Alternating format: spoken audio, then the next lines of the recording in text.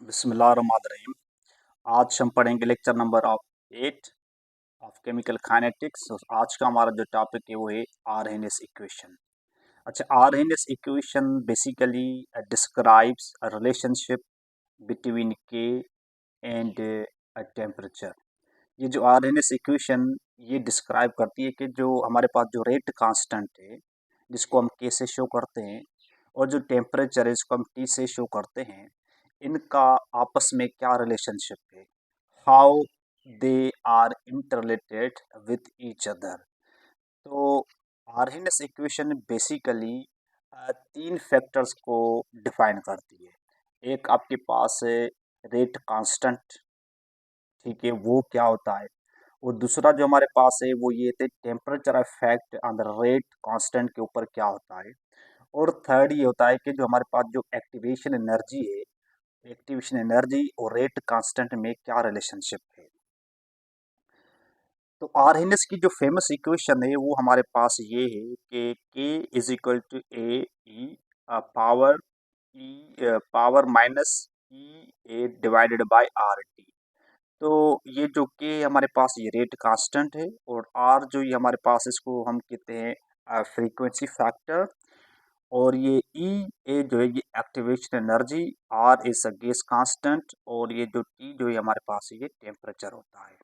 अगर हम रिलेशनशिप देखें बिटवीन द टू क्वांटिटीज, जैसे अब हमारे पास देखें यहाँ पे हमारे पास के रेट कांस्टेंट है, तो ये इन्वर्सली प्रोपोर्शनल होता है एक्टिवेशन एनर्जी के।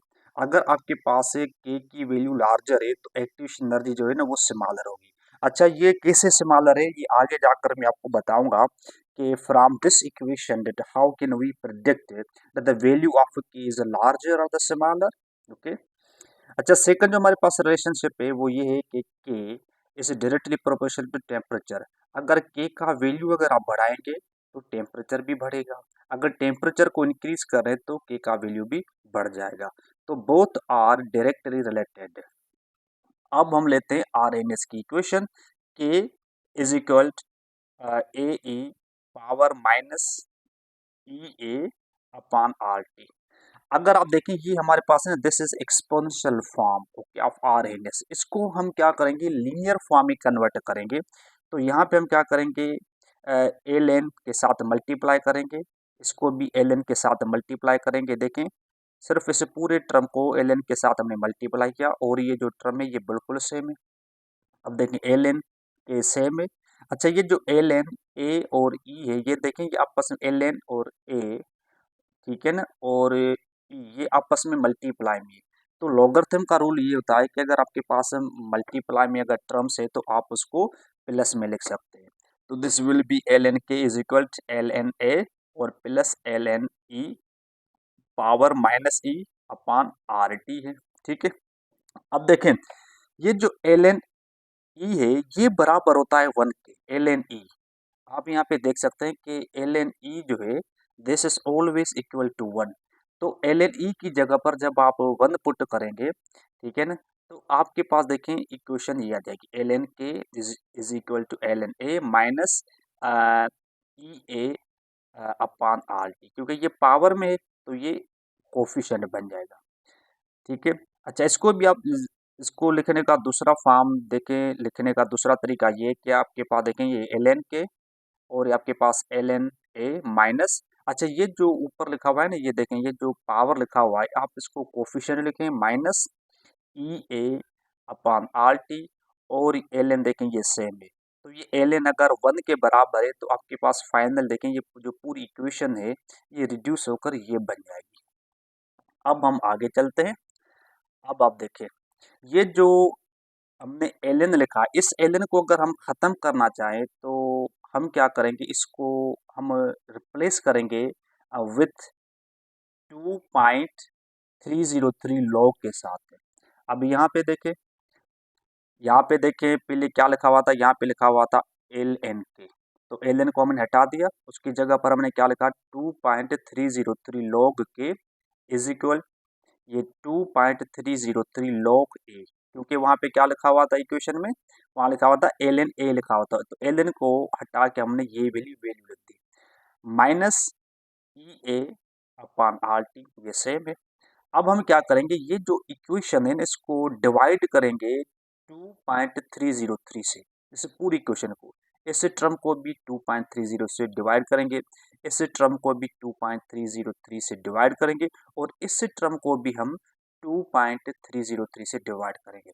अब हम देखिए आपने डिवाइड किया, इसको इस टर्म से डिवाइड किया, इसको देखिए 2.303 को 2.303 से आपने डिवाइड किया, minus E A divided by R T into 2.303 से डिवाइड किया। अब देखें 2.303 2.303 में कैंसिल आउट हो जाएगा, देखिए ये दोनों कैंसिल आउट हो जाएंगे। अब आपके पास इक्वेशन क्या बच रही है, दिस इज लॉग के इज इक्वल, देखें log A minus E A divided bye 2.303 all T है। अब इसको समझे, देखिए लॉग के जो है ये बराबर है log A minus E A divided bye 2.303 R T के।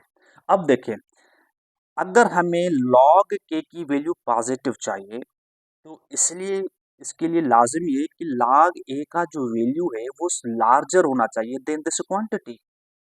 अब हम सपोज कर रहे हैं कि हमारे पास क्या है कि log k की वैल्यू फॉर एग्जांपल आपके पास -20 आ रही है, ये कैसे आ रही है, अगर आपके पास log a की वैल्यू 10 है और ये जो पूरा आप टर्म देख रहे हैं, ठीक है ना, ये जो पूरा टर्म है ये minus E A divide by 2.303 और टी, ठीक है ना, अगर ये टर्म लार्जर है, ठीक है ना, और ये टर्म देखें अगर आपके पास स्मॉलर है तो डेफिनेटली जो आपके पास log k की जो वैल्यू आएगी वो माइनस में आएगी। तो इट मीन्स डेट अगर एक्टिवेशन एनर्जी की जितनी वैल्यू अगर लार्जर होगी तो आपके पास ये जो log k का जो वैल्यू आएगा वो स्मॉलर आएगा। मतलब ऐसा समझें कि अगर ई ए एक्टिवेशन एनर्जी का वैल्यू अगर लार्जर है तो आपके पास जो k है जो रेट कांस्टेंट है उसका वैल्यू स्मॉलर आएगा, ठीक है। अब हम देखते हैं तो इस तो इट मीन्स डेट कि आपके पास ई ए का जो वैल्यू है वो स्मॉलर होना चाहिए, जब वैल्यू स्मॉलर होगा तो आपके पास के का जो वैल्यू है वो पॉजिटिव आएगा। अब हम इसको समझते हैं टेम्परेचर के फॉर्म में, देखिए log K is equal log A minus E A divide by 2.303 R T है। अच्छा ये टी देखें, अब देखें कि इस वैल्यू को अगर हम चाह रहे हैं कि इस वैल्यू को हम स्मॉलर बनाएं तो जो टेम्परेचर है ना इसको बढ़ाना पड़ेगा। जब इस टेम्परेचर को आप बढ़ाएंगे तो आपके पास जो के की जो वैल्यू है ना वो आपकी बढ़ जाएगी। अच्छा इसको थोड़ा सा समझें कि देखें ये जो मैंने थोड़ी सी वैल्यू लिखी है कि दीज आर नॉट एक्सपेरिमेंटल, ये वैल्यू ये मैंने सिर्फ इसको सपोज किया है। अगर log ए का वैल्यू आपके पास 100 है और एक्टिव एनर्जी आपके पास है 60 डिवाइडेड बाय, देखिए आर की देखेंगे 2.303 वैल्यू से और आपके पास जो टेम्परेचर है वो 50 है। अच्छा इसको जब आप सॉल्व करेंगे तो आपके पास आंसर log के का कितना 99 पॉइंट ये आपके पास 4 आ जाएगा, ठीक है। अगर आप ये ई ए का वैल्यू अगर आप कम रखेंगे, अगर आप कम रखेंगे तो डेफिनेटली आपके पास ये हो जाएगा कि जो log के का जो वैल्यू है वो आपके पास पॉजिटिव आ जाएगा। अच्छा जितना ई ए का अगर आपके पास देखें वैल्यू ज़्यादा होगा तो log के का जो वैल्यू आएगा वो देखें वो स्मॉलर होगा।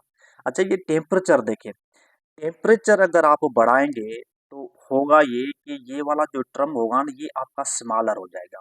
तो टेम्परेचर बढ़ाने से आपके पास ये जो log के का जो वैल्यू है ये आपका बढ़ जाएगा। अब हम इसकी देखते हैं ग्राफिकल रिप्रेजेंटेशन, देखिए log K is equal to log A minus E A upon 2.303 R T है। अच्छा ये देखें ये जो वैल्यू है ना फॉर एग्जाम्पल मैं इसको अगर कांस्टेंट मान रहा हूँ, ठीक है ना, कांस्टेंट, ठीक है, अगर मैं फॉर एग्जाम्पल ग्राफ अगर हम प्लॉट कर रहे हैं लॉग के वर्सेस 1/t के दरमियान, ठीक है ना, तो फॉर द टाइम बीइंग हम ये ई ए डिवाइडेड बाय 2.303 आर को इसको हम थोड़ा सा कांस्टेंट रख रहे हैं, ठीक है। अगर हम यहाँ पे इसकी वैल्यू देखें जो हमारे पास लीनियर इक्वेशन होती है वो होती है Y is equal to M X plus C. Y की वैल्यू क्या है आपके पास, देखें ये log के है, ये log K, this is the value of the Y, ठीक है। और एक्स जो है आपके पास क्या है ये वाला, यहाँ से जो टेम्परेचर है ये 1/t, ठीक है ना, ये आपके पास एक्स का वैल्यू है। और एम आपके पास क्या आ जाएगा, ये वाला देखिए, ये जो पूरा टर्म है ई ए डिवाइडेड बाय 2.303 आर हो जाएगा, ठीक है। और सी जो है आपके पास, सी क्या आ जाएगा, सी आपके पास आ जाएगा दिस इज द लॉग ए। अब जब इसको ग्राफिकली जब हम रिप्रेजेंट करते हैं तो यहाँ पे हमने ऊपर लिख दिया लॉग के, और यहाँ पे हमने क्या लिखा था 1/टी। अच्छा, लॉग के जो है ये देखिए पॉजिटिव है, तो ये शुरू में इसका जो वैल्यू है ना ये बिल्कुल लार्जर है, और यहाँ पे देखें बिल्कुल आपको यहाँ पे पीक भी आपको मिल रहा है। तो आस्ता आस्ता देखेंगे जो ग्राफ है, देखिए ये बिल्कुल नीचे जो है ना ये एक गिर रहा है, ठीक है ना, ये ड्रॉप हो रहा है। तो इसका जब आप स्लोप देखेंगे, वो slope is equal to minus E A upon 2 point, ठीक है ना, 303, और ये आपके पास ही आर आ जाएगा। तो इससे ये पता चल रहा है कि देखें कि log k का जो वैल्यू है वो डायरेक्टली डिपेंड करता है टेम्परेचर के ऊपर, ठीक है, और जो k है वो इन्वर्सली प्रोपोर्शनल है आपके पास एक्टिवेशन एनर्जी के साथ, ठीक है। तो आज का लेक्चर हम यहाँ पर ख़त्म करते हैं, और इंशाल्लाह ताला फिर हम लेक्चर नंबर 9 स्टार्ट करेंगे।